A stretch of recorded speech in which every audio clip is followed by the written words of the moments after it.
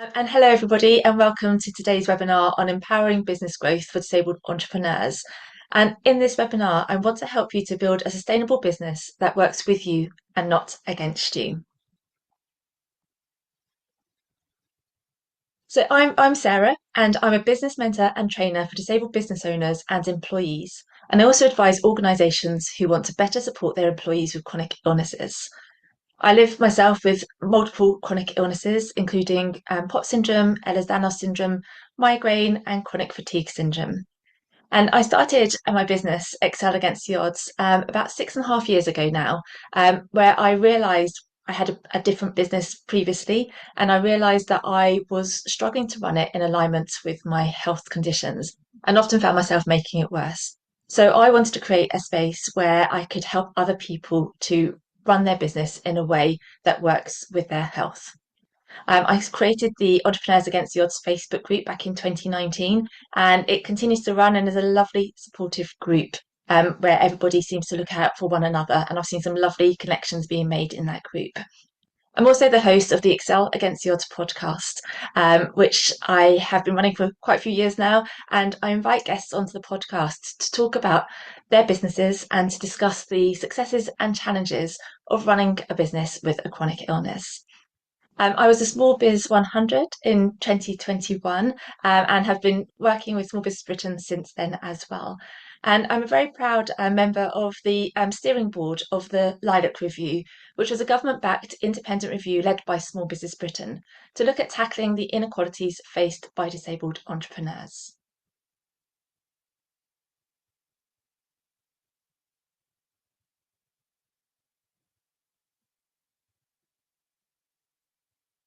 So, the reality of being a disabled entrepreneur is that we have to face unique challenges.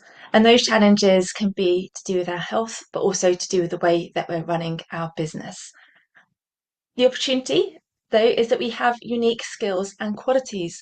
Many people that I work with have developed some amazing skills and qualities, such as things like resilience and adaptability and an ability to face adverse conditions, which have all come as a result of having to deal with the challenges of living with their disabilities. So we're going to look at how we can use that to create a business structure that works for us. So today we're going to cover practical strategies on how you can manage your energy and set boundaries to protect that energy. We're going to look at technology tools that you can use to create space and freedom within your business. I'm also going to look at building networks and connections that really do support you as well.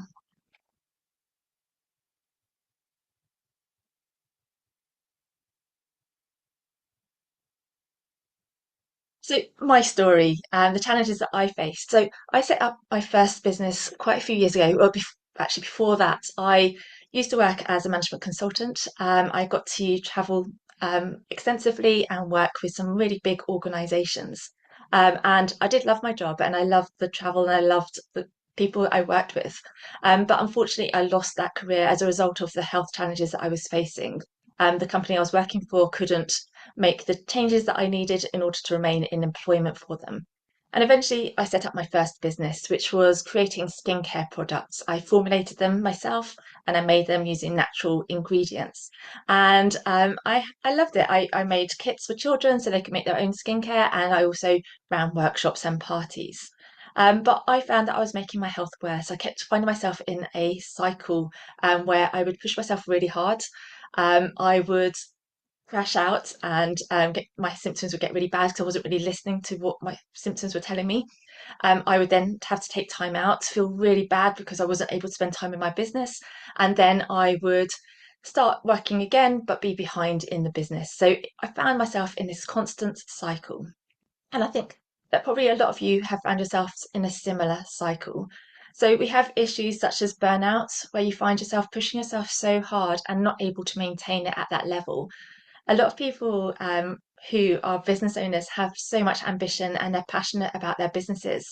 So it's absolutely normal to find yourself just pushing yourself harder than you're able to cope with, and that can lead to burnout. There's also that feeling of guilt when you do have to take time out of your business. A lot of people in the Facebook group that I run talk about the fact that they feel really guilty when they have to take time out to look after their health. They feel that their business isn't running effectively and feel very guilty about that. There's also the problem of health flares. So often people are living with conditions, whether that's chronic illness or disability, that causes health flare-ups. So there are always going to be times when you aren't able to work because of that. And it's learning to set up your business so it can still run during those flares. And then there's also that sense of isolation that a lot of us feel. I think if you have a disability or a chronic illness, there is that sense of isolation. But I think for business owners as well, there is that sense of isolation, particularly if your family members or your friends don't run their own business. They often don't understand what it's like. And so I think if you're also working from home, and you don't know anybody who's experiencing what you're experiencing, it can feel very isolating. So does that sound familiar to you?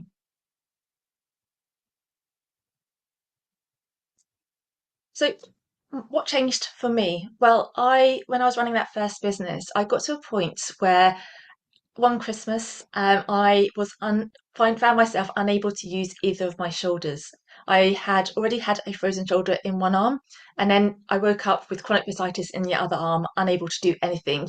And I was still trying to run my business. I was making up kits, making up products, trying to do things without actually having any arms that worked. So I was in incredible pain, having to take really strong painkillers. Went to my Christmas fair as planned and got through it. But at that moment, I promised myself that I had to change the way that I was working. I'd been getting all my support online, getting advice from other people, and was finding that the advice that I was working wasn't compatible with what I was experiencing. So I was getting advice, things like I had planned a launch for the business, and the person who was my mentor at that time was like, you have to have a really strong date. You have to have a date when you're going live. And I was like, I don't really want to have a date. I want to have a time. I want to do it in a particular month, but I'm not going to give myself a date because I don't know what my health is going to be like. If the day before I've got a migraine or I'm not feeling well, I'm not going to launch that week. I'm going to have to push it back. And she's like, well, you're never going to be a success if you run your business that way. And I just knew that that wasn't how I was going to be able to run my business. So I set out to look for support, but couldn't find it. So I understood at that point that I needed to run a sustainable business. But in order to do that, I needed to run it in alignment with my health challenges. And so the main points that I found at that point was that I needed to stop fighting my body and start designing my business around that. I realized that the business that I had set up, which was running parties and workshops, wasn't really compatible with my health. And so I had to change the model of it because I didn't want to keep making my health worse and falling into that pattern again. I also realized that I need to start using technology in a way that benefited my business and saved me energy. And then I also wanted to find my people. I wanted to connect with other disabled entrepreneurs. And once I did that by setting up my Facebook group, it changed everything. I found a community that really understood me, understood what my challenges were, and had also were experiencing those themselves. So we could have those conversations to find out what worked and what didn't work. And the result of all that was creating a sustainable business that I could grow and also experiencing fewer bad health days because I wasn't finding myself in that cycle of pushing myself too hard and then struggling with that.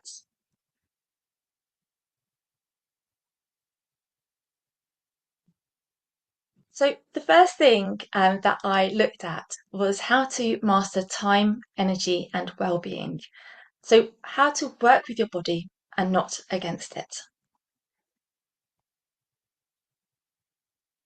So, a lot of advice when you're working or running a business is around time management. How can you fit more into your day? How can you get more work done? But for disabled entrepreneurs, the focus should be rather than on time management, it should be on energy management. So, what can you accomplish with the energy that you have? Our energy isn't always predictable. Some days we can have lots of energy and be super productive and we can take on the world. Other days we can barely achieve anything. And we have to be understanding of that and plan our business around it. So we need to build a business and systems that can be flexible and mold to our reality. And we also have to have some sort of acceptance around that as well and not beat ourselves up on days when we have low energy.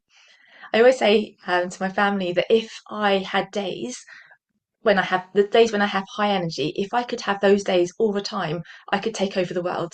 But unfortunately, reality isn't like that. So we have dips and flows with our energy levels. So building our business in a way that works with our energy makes it sustainable and it enables it to grow as well. So I think the focus on energy management is so much more important than the focus on time management.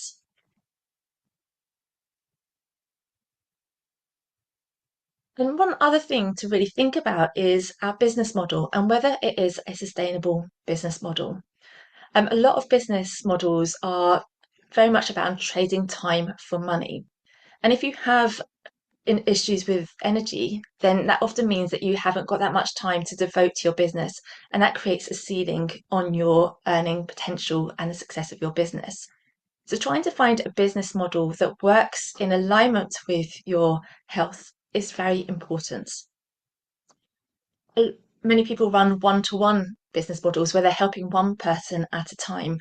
And the problem with that is, although it can be great and the person receiving that information can be really benefit from that and have a lot of impact, it means that there are only set number of hours that you can work in a week. And if you want to grow your business, you can't increase the number of hours that you're working. So the only way to bring in more income is to raise the prices, which doesn't necessarily always work. So, looking at other ways of running your business, such as a one to many business model, where you can help many people at one time. So, you might charge them less, but have multiple people being served at one time, can mean that you can grow your business in a way that works for you. So, you can do that through group packages, providing training, and providing, like, you can do wholesale if you're looking at products. Another thing to do is to look at packaging your offer as well. So rather than having a fixed scope and price, you can sell the outcome and not your time. So, for example, if you are a virtual assistant, rather than saying you can pay for X number of hours of work, you can say you can pay for this type of work to be completed. And that means that if you are able to complete that work in less time through having good systems or delegation, that you can actually increase your income and work in a way that works with your health. And I think that's really got to be the focus. Selling that outcome rather than your time is going to be very important for disabled entrepreneurs. Another sustainable business model are things such as subscriptions and memberships, where you don't have to be constantly trying to get new clients. You can build up a client base and then sell to them on a regular basis. And we can see people like Netflix do that. A lot of Amazon Prime do that. It's definitely a model that's taking off in this time. A lot of product businesses are doing that as well. I've seen, obviously, on Amazon, you can buy things and it's reduced price if you buy it on a monthly basis. And there are skincare products that do the same as well. So building up your business model so that people want to buy it regularly can be a really good way of creating that sustainable business model. And then trying to find streams of passive and semi-passive incomes can be useful as well, because that can keep your business running even when you're not able to work in your business. So having things on your website that people can automatically buy without you having to have any sort of input can be very useful. So if you have a business where you can provide some sort of training, even if it's a product business, you can provide training on how to make something themselves, then having that available so that people can buy it themselves in their own time, and then wake up and you can find that someone's bought something overnight, can be a great way of getting that income coming in regularly. And there are so many different ways that you can do that. It's about exploring what you do in your business and how you can offer it in many different ways. And sometimes having a couple of different income streams can be really useful if you are having those days when you aren't able to work in your business because of health flares as well. So, taking time to think about your business model and see whether that is effectively working for you or whether there are tweaks that you can make can be a good use of your time.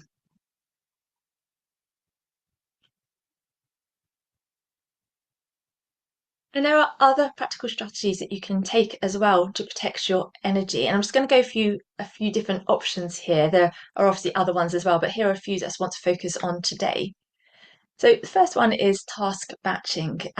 People either love this or hate it, and it really depends on your personal preference. But I think it's worth talking about because for some people it can really do be very useful for protecting your energy. So task batching is effectively where you group similar tasks together. So you might on one day look at doing brainstorming, thinking of ideas, and coming up with solutions. And on another day, you might have a day where you're doing writing and that all your day is spent writing. Another day might be to do with working one to one with your clients, having phone calls or something like that. It's trying to stop switching from one task to another. And the reason why that is good is it reduces cognitive switching costs. So when we switch from one type of task to another type of task, it takes our brain a lot of energy to do that. And also, if we do batch our tasks, it can create a really lovely level of consistency in our work as well. So this can be really useful for something like creation of social media content, where one day you can plan your content, another day you can write the captions for your content, and then another day you can record your videos or create your visuals for that content. And it's just good because you aren't switching from one thing to another, so it saves a lot of energy. And it also means you've got that lovely consistency. So if you start writing something, you'll keep that flow going for the rest of the session as well. So task batching is one way of saving energy. Another one is energy level workflows. And this is where you understand your energy levels and whether you are having a particularly low energy day or a particularly high energy day, and planning your work accordingly. So this takes up planning up front to understand what sort of tasks work for you when you are on a low energy day, and what sort of tasks are you good at when you've got a high energy day. And then when you wake up in the morning, deciding whether you should follow a workflow for the low energy or the workflow for the high energy. And I don't know about you, but I find that if I'm having a low energy day and I try and do something that takes up a lot of energy, so for example, if I need to prepare a presentation or I need to write a series of newsletters or a blog, that I can literally spend all day sitting there and trying to get it done. And it takes forever. I struggle all day to get it done, and it's not particularly high quality by the end of the day. So I have to come back to it on another day when I've got more energy and look at where I've gone wrong and try and make changes. And yeah, if I had done that on a day when I've got high energy, I can get so much done. I can create really high quality, and it's done in a very short amount of time. So on those low energy days, rather than try and sit down and do that sort of work, I should the good thing for me to do is to realize actually that can wait for another day when I've got high energy. Instead, today I'm going to do other tasks that don't take up so much energy, and which aren't going to drain me. So concentrating on things like my email replies or looking at some social media rather than on that high energy content. And that is good not only for my work because I can get more done in less time, but also for my health as well because I am protecting that energy, taking more time to pause and rest when I've got a low energy day, and yet using that energy when I can, when it's available for me. So understanding energy and building workflows around it can be incredibly useful. Pacing can be great if you do have low energy as well. Understanding what your energy um, levels are, and then pacing accordingly to that. So I really like the spoon theory, where I look at how many spoons I might have in one day in terms of energy levels, and then understanding how much energy different tasks take, whether that's within my home life or whether in my work life as well. And I find that really useful for communicating with my family and friends as well, to talk about how many spoons I have, and might not be able to do something because I don't have enough spoons for that. And it seems to work much better than saying I feel tired today or I don't have much energy today. There seems to be better understanding of that and of how that works. Looking after your well-being is another good strategy for protecting your energy. So listening to your body, if it is telling you something, if you're hearing those whispers, then paying attention, and making relevant changes. So when I was running my skincare business and finding that my shoulders were hurting, if I had paid attention to that and maybe asked somebody to help me or taken a bit of time out to rest or even just done some stretches, put a hot water bottle on my shoulder or something like that, I might have been able to stop it getting to the point that it got to, where I couldn't move it at all. So just being aware of your body, aware of what it's telling you, and making those changes can be useful. Also, thinking about your nervous system and how to engage your nervous system and relax it where possible. So, for example, I know that after doing a presentation like this today, that I'm going to have to really pay attention to my nervous system to calm it down afterwards. Things like deep breathing, getting outside in nature, trying to get rid of some of the adrenaline, which I can do by either laughing or trying to do a bit of movement can be really, really useful for that. So getting an understanding of what is good for your particular nervous system, and then making sure that you plan that into your day, and particularly around any sort of stressful meetings or events, can be a really useful way of protecting your energy. And then finally, I've put down an energy audit as well. And this is where you take some time to monitor your energy levels over the course of a day, a week, a month, even the seasons, because a lot of us experience different energy levels according to the weather. We might have different symptoms. Some people have experienced lots of pain in winter with the cold. Other people struggle in the heat. So understanding your energy generally, so as I say, across the day, week, month, seasons, and then planning your work around that. So planning your focused work and your meetings when you have the most energy, and less important tasks when you've got less energy. And also understanding what tasks energize you and which ones drain you. Having that general understanding of your energy can help you plan your work more effectively. If you experience a lot of pain in winter, then you might want to launch your business or a particular program in your business in warmer months when you have less pain. If you struggle in the heat, then you might want to do it later in the year. So just really understanding your energy and your health and planning your business around that can really help to protect your energy.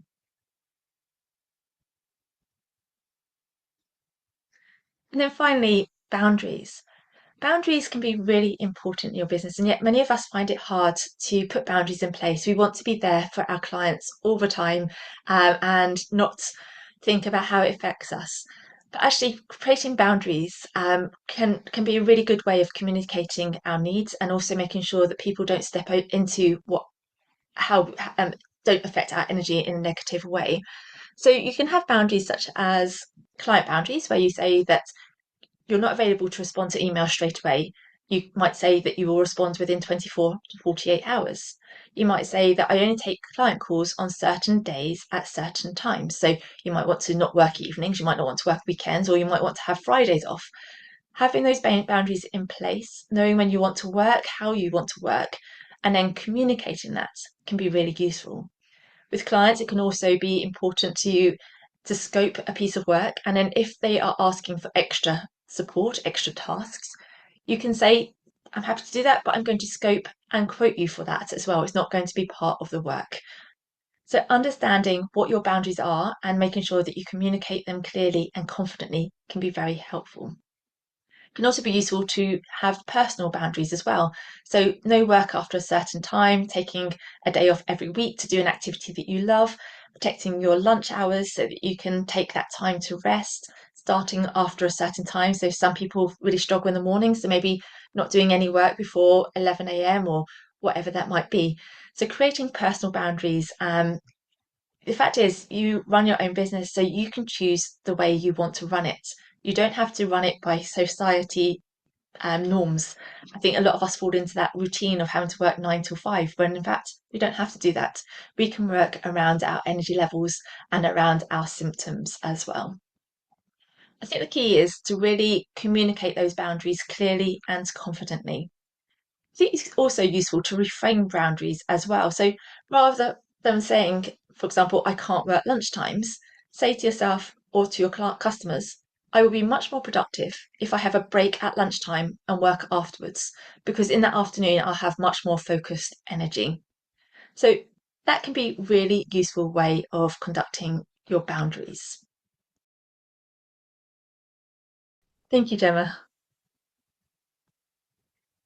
So, in this next section, I wanted to look at harnessing technology and innovation to help you run your business in a more sustainable way. So, technology isn't a luxury; it's how we it's how we level the playing field.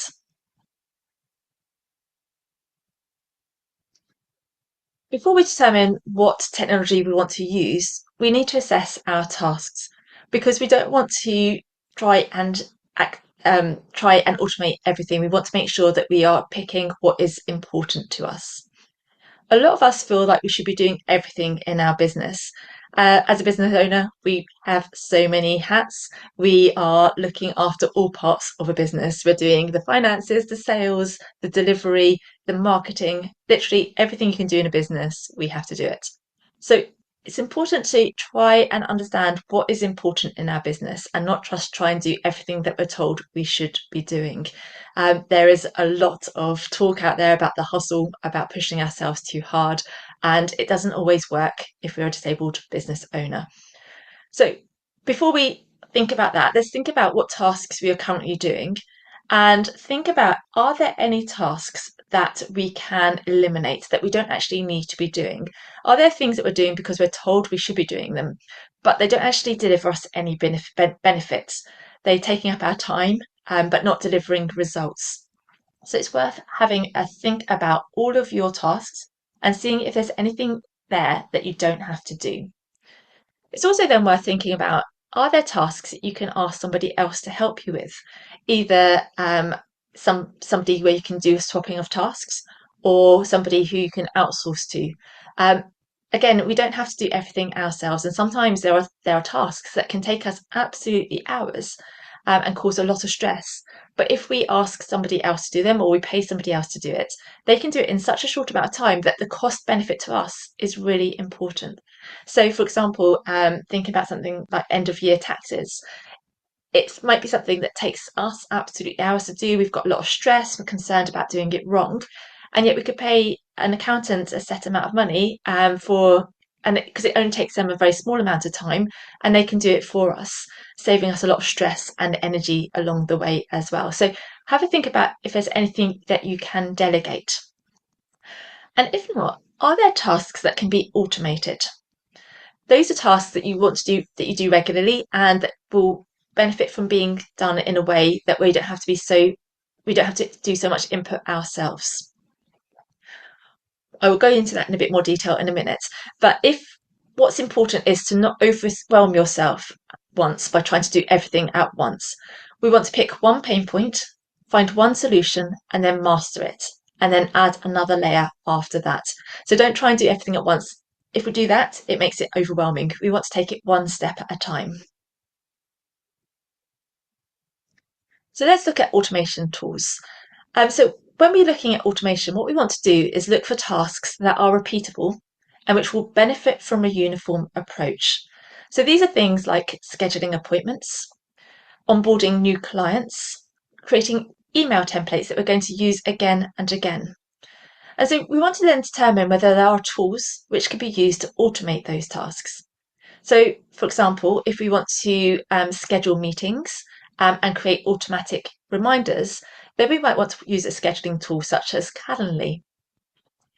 If we have a particular email sequence that we want to send out when we've got a new client or when somebody takes one of our freebies, then we want to use an email provider such as MailerLite or MailChimp and use that to set up at all of our communications. We can also use that to schedule emails so that if we do some task batching where we write multiple emails in one go, we can schedule those to go out in the future and not have to be on hand to send them out one by one. For social media, you can also use a scheduler. There are things like within Meta, you can use Meta Business Suite, but there are also plenty of external social media schedulers such as Hootsuite and various other ones as well that you can use for that. If you want to set up some automations for your invoices and your payments, you can use things like Stripe or PayPal, and that can actually be tied into your automatic booking system. And it can send invoices directly. You can also send invoices directly from your accounting software. So things like Xero or Sage have options of doing that, and you can also set it up where they follow up if you're not paid within a certain amount of time as well. And then there are tools such as for project management, such as Trello, Asana, and Notion that you can use, which will prompt you on what you need to do and when. So having a look at what you want to automate and seeing if there is a tool available can be very useful. There are also some all-in-one tools that can be useful as well. So using something like Go High Level or Kartra can be a really good place to set up everything so it all happens automatically.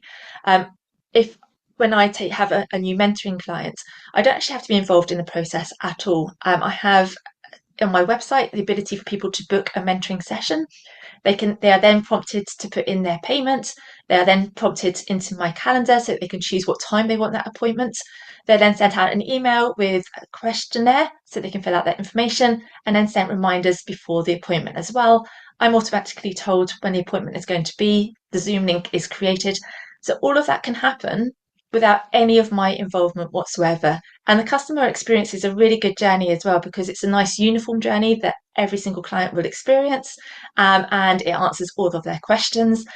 And it makes it so much simpler for everybody involved. There's no going backwards and forwards, trying to find a time, asking for payment.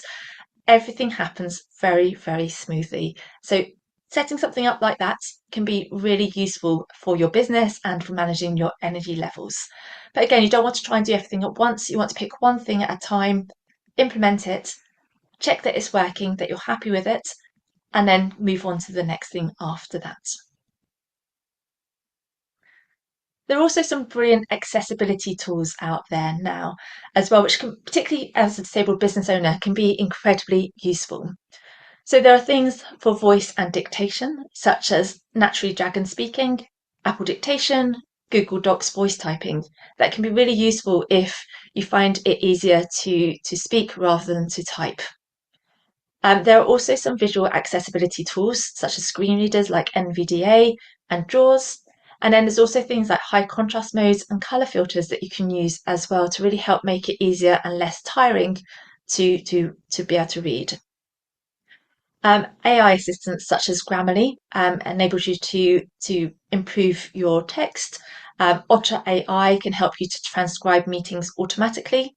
And then there are also note takers for meeting notes as well. So I can see in the participants that some people have added note takers as well. And that can be really useful for summarising what has been discussed.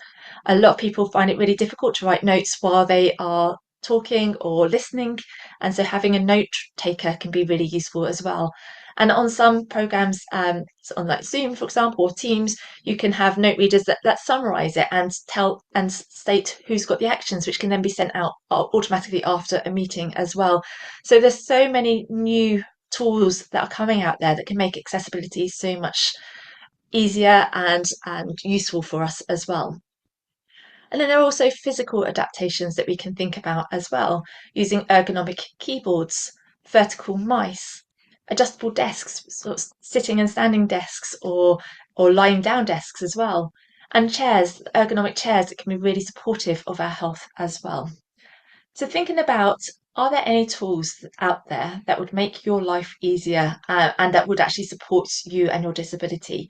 Because I think new things are coming up and about all the time. So being aware of those and discussing them with each other to recommend to each other can be really, really useful as well. And now AI can be a real leveler of the playing field for disabled entrepreneurs as well. AI can be your 24/7 team member. And there's so much you can do with AI: content creation, helping you to write emails, blogs, social media content, using things like Claude, ChatGPT can be really useful for that. It can also be really useful for things like research. If you want to source information about what's out there, using something like Perplexity can be incredibly useful for that. It can also be useful for summarization. So if there is a big report that you're really interested in, but it's going to take up too much of your energy to read it, you can input that into AI and ask it to summarize and put the key points out for you.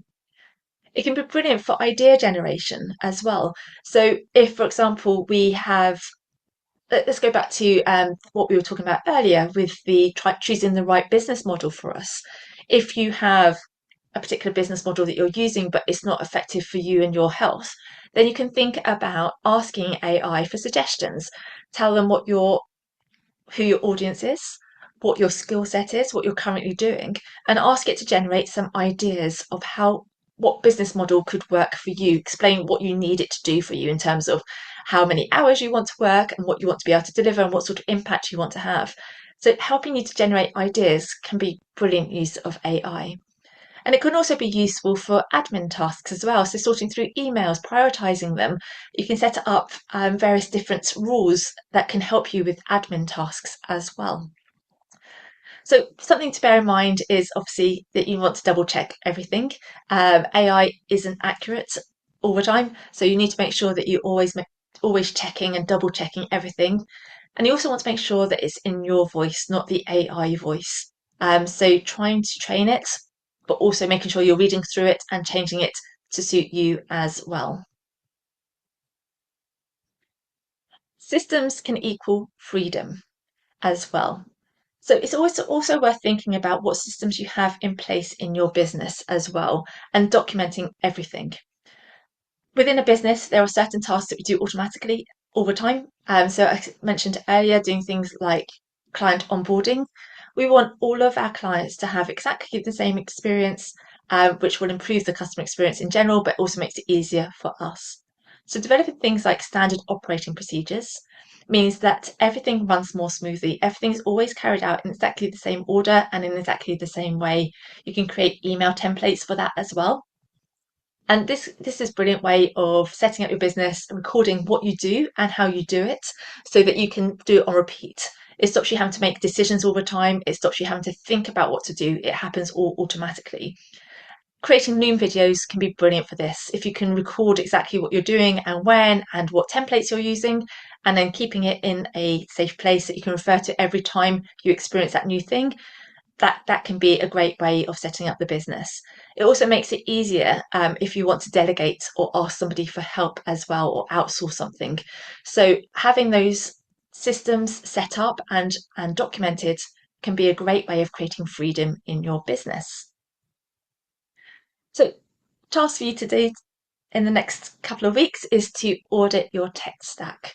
Think about what tasks take you more than 20 minutes to do weekly. What tasks are causing you frustration or fatigue? What are you doing manually that could be automated? Are there any tools that you currently pay for but never use? If you can identify anything that you could change within that, then pick one, just one, you don't want to do too much at once, and then choose one or two trial tools to trial to address that task. Then measure its impact and see whether you want to implement, if it's working for you, if you want to change it. And if it is working, then you can move on to the next one. So just want to leave you that task of auditing your tech stack. And I think we're going to take another quick break, if that's all right, Gemma. Yes, absolutely fine. Thank you, Sarah. So yeah, another little Building your success network. So why do networks matter? As I mentioned at the beginning, many disabled entrepreneurs report feeling isolated. We face unique challenges that non-disabled entrepreneurs don't necessarily understand. And networks can give us that ability to combat isolation. So you're not the only person navigating these challenges, and knowing that there are other people who've been there and are able to understand and support you can really make a huge difference. It can also help you to access resources. There will be people out there who can help, who are one step ahead of you on the journey, who can advise you. There are people also who can offer the support that you need. There are VAs out there who disabled VAs. There are different people like mentors out there who can really help to support you. Accountability is another reason why networks matter. Someone who understands what you are going through and can provide support and provide that accountability can be incredible. And role models as well. Seeing what's possible changes what we believe that we can do. And there are different types of support that we need as well. First one is peer support. People who get it without needing to have explanations, where you can share your strategies, vent frustrations, celebrate wins. Mentors can be incredibly useful as well. They can provide guidance, perspective, and shortcuts. If they've been where you've been and understand your challenges, giving that advice can be really, really useful. Professional support can also be useful as well. Getting that specialised expertise when you need it can be key. So as I mentioned earlier, having someone like an accountant or somebody who can help you on the technology side can be useful, particularly if you've got limited energy and don't have the ability to do everything yourself. Finding a community, whether that's an online group or a local meetup or a mastermind or a membership, having that ongoing connection and belonging can make your business life and your personal life incredible. And practical support as well, such as VAs or friends and family. People who can handle those tasks that drain you can be useful, and that can be in the house as well. So, thinking about things like gardeners or cleaners, anything that can support you in your day to day life in order to help you meet your dreams in your business as well. So, how do we build these meaningful connections? It can be quite hard, particularly if we are working from home, if we are isolated, we have limited energy, if we can't get out as much as we would like. There are lots of online groups on Facebook and LinkedIn. Trying to find what's out there and finding the one that works for you can be really useful. There can be local groups, local business networking groups, or industry specific groups that can be there for you as well. There are also disability focused networking and events, particularly with the Lilac Centre as well. Or if you want to have something like, for example, locally, you could ask on your local Facebook group or amongst some of your friends whether there are other business owners who would like to meet up regularly to have that sense of accountability and that support. Local networking groups can be a brilliant way of just getting known locally, building that friendship and that support that you need. And there's a few things to think about if you are wanting to build those meaningful connections. You want to build relationships rather than searching for customers. So if you do go to a networking event, rather than trying to find new clients, think about how you can build those relationships. And that goes through sort of giving before taking. So maybe share a resource, make an introduction, or even offer genuine praise. And the key is to be authentic and share your real experiences. And it's useful to have regular connection as well because relationships are built over time. We're not going to make those relationships by just meeting once. We want to make those regular connections so that we can get to know people and people can get to know us as well.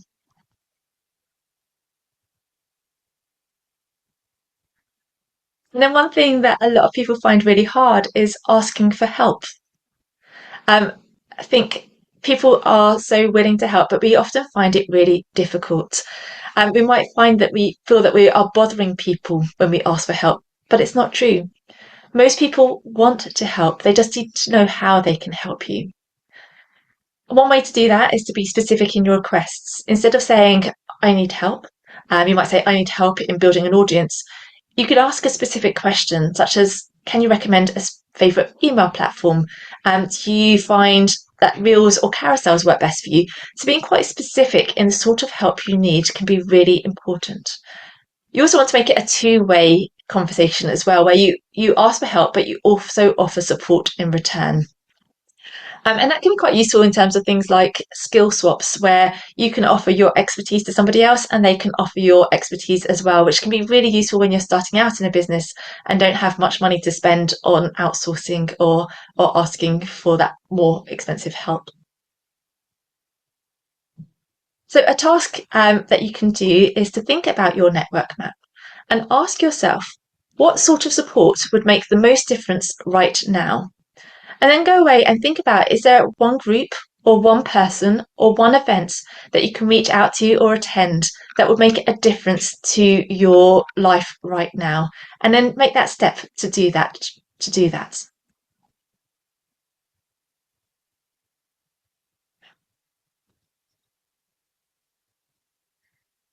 So today we've covered three main things. The first one was energy management, which gives you the capacity to implement technology and build relationships. We've also looked at technology, which frees up your energy for strategic work and connection. And then finally, we've looked at your network, which provides resources, accountability, and support for both your energy and your systems. So, one thing to remember is that small, consistent changes in all three areas create exponential results. You don't have to do everything at once. You don't have to take big steps forward. Just those small little changes, those little baby steps can make a big difference over time. And it's about progress and not perfection. Often we strive to get everything right first time, but actually it's those small bits of progress that build up over time to make the real big difference. And just remember that the best model is the one that's sustainable for you. So I've put together a workbook which can help you. Sorry, first of all, actually, sorry, this is a Facebook group. If you are looking for a new network, do come and join us in the Entrepreneurs Against the Odds group. We'd love to welcome you there. It's a very friendly group. I've left the link there, and there's a QR code as well. Otherwise, just look for Entrepreneurs Against the Odds in Facebook, and we'd love to welcome you there. I've also put together a workbook which can help you to get go through some of the things that we've talked about today, such as boundaries and looking for support. So if you do want to have that, then please do feel free to go and download it. Here are my LinkedIn, Instagram, and website. So please feel free to connect with me. I'd love to connect with you all. And feel free to drop me an email if you have any questions. So thank you so much for joining me today. And if anyone has got any questions, then please do let me know. Thank you so much, Sarah. And there's been some great comments in the chat. So thank you all for being so active in there once we got it going. Really appreciate all the feedback, and I'm sure Sarah will as well. Richard said he needs a bigger brain. I liked what you said there, Sarah, about the model that works is the one that works for you, right? It's not about conforming to what anyone else thinks it should be. It's what is sustainable for you as a person. We've got one question here in the Q&A from an anonymous attendee. So secret question. I still have my corporate day job as well as setting up my company, with one of the aims being that it isn't tied to how many hours I can work. However, in the initial phases of the company setup, it's quite intense and is pre-revenue. Have you got any tips for managing both a demanding day job and a side hustle? Yes, I think that can be a tricky thing to manage, especially if you do have limited energy. But at the same time, it's also really useful if you haven't got that pressure of having to bring in income for your business. If you've got that corporate job at the same time as building a business, it just takes away the pressure, which can be really useful as well. And I think making the most of that. So thinking about your long-term plan and then taking it baby steps at a time to build it up to the point where you can have revenue and you can eventually leave your day job. So thinking about what steps can you take now? What parts where can you start bringing in some revenue as well? Because I think sometimes we want to try and do everything at once, but maybe it's worth focusing on doing a little bit at a time. Maybe focusing on one revenue stream and then moving on another. It's a bit tricky without knowing what the business idea is to be able to give specific advice. But I think just trying to make those little steps. I think when I started my very first business, it felt really overwhelming that there was so much to do. And I remember my dad just saying to me, take one baby step at a time. And I did. And I never thought I'd actually be able to launch it because it was a skincare business. There was so much to do in terms of getting the things tested and approved, finding the right places to source the ingredients from, all the different packaging. There's literally so much to do. I never thought I could do it. But those baby steps, one at a time, when I look back and saw how much I had achieved in quite a short amount of time, it was quite incredible. And I think if you're running your business alongside your day job, again, it's just those little steps every time you can. When you have the energy, just taking one more step forward, and eventually you'll see how far you've come and how much you've achieved. Brilliant. Thank you, Sarah. Somebody in the chat has asked if you can share the QR code again for the workbook. So if I let you skip back to that slide. Brilliant. Well, that's the end of today's session. Again, thank you so much for spending your time with us today. We very much appreciate it. Sarah, thank you for your time. Chris, thank you very much. Kim from Lloyds, also thank you very much. You might have seen in the chat, Kim mentioned we've got a webinar coming up in the new year all about AI. So look out for details on that. I know it's something that is super popular and an event as well. So lots more information to come. We've shared links in the chat to our LinkedIn working group, networking group, to the hub for disabled entrepreneurs on the Lloyds website, which is full of really great resources and information. We will be sending out a newsletter this week with links to the recording so you can watch this back at your own leisure. Take your time with it, focus on the bits that you want to go over again.